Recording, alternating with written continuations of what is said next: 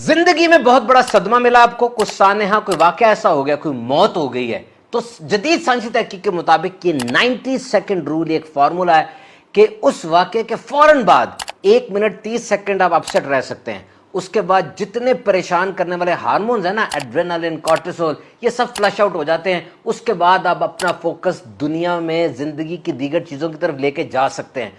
ये जो बार बार आप जुगाली करते रहते हैं ना, उस चीज को दोहराते रहते हैं, लोगों को सुनाते और सुनते रहते हैं, ये चीज खराबी करती है। सिर्फ 90 सेकंड और उसके बाद आप नॉर्मल जिंदगी में वापस आ सकते हैं। कुछ भी वाकया हुआ, ये 3 सवाल अपने आप से पूछने। Is it true? जो वाकया हुआ क्या ये सच है? और अगर वो वाकया सच है, जैसे कोई मौत हो गई, कोई बहुत बड़ा वाकया होगा, तो अब दूसरे सवाल की तरफ जाएं। What can I do to settle it? मैं क्या कर सकता हूं इस वाक्य में? अगर आप कुछ कर सकते हैं तो कर लें, और अगर आप कुछ नहीं कर सकते, जैसे कोई मर गया, कुछ नहीं कर सकते, तो अब थर्ड क्वेश्चन की तरफ जाएं। How can I live in the presence of this incident? कि अब मैंने अपनी जिंदगी को इस वाक्य के बावजूद कैसे खुश गुजारना है। This is your new normal. अब ये जिंदगी गुजारनी है, उस वाक्य में रहकर जिया नहीं जा सकता।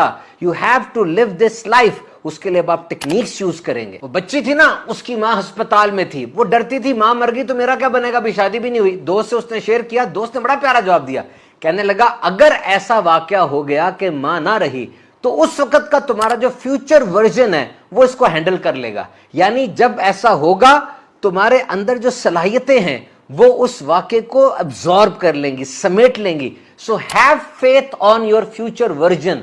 अपनी सलाहियतों पर इत्मीनान रखें, कुछ होगा तो आदतें भी बदल लूंगा, जिंदगी भी बदल लूंगा। साइंस के मुताबिक नई आदतें 18 दिन से 254 दिन तक बनती हैं। ये डिपेंड करता है आपकी शख्सियत की मजबूती पर, कैसा माहौल है, कितनी दफा उस बात को रिपीट करते हैं। लेकिन नई आदतें 18 दिन से 254 दिन के अंदर अंदर बन जाती हैं। दिमाग रीवायर हो जाता है, जिंदगी नई शाहराह पे चल पड़ती है, नई चीजें जिंदगी में आ जाती है। और ये फॉर्मूला भी बड़ा जबरदस्त है किसी बड़े सदमे को सहने का। Number 1, name that event. उस बात को कोई नाम दें। मुझे गुस्सा क्यों चढ़ा हुआ है, कोई फौत हो गया तो क्या फौत हो, बकायदा अपने मुंह से निकालें कि मेरा फलां रिश्तेदार फौत हो गया, मैं इस वजह से गुस्से में हूं। जब आप उस वाक्य को नाम दे देते हैं ना, यूं समझ ले अंधेरे कमरे में लाइट जल गई है, क्योंकि आप डर रहे थे, उस वाक्य से अपने आप को बचा रहे थे। नाम देंगे तो आप सामने खड़े हो गए। Number 2, breathe it out.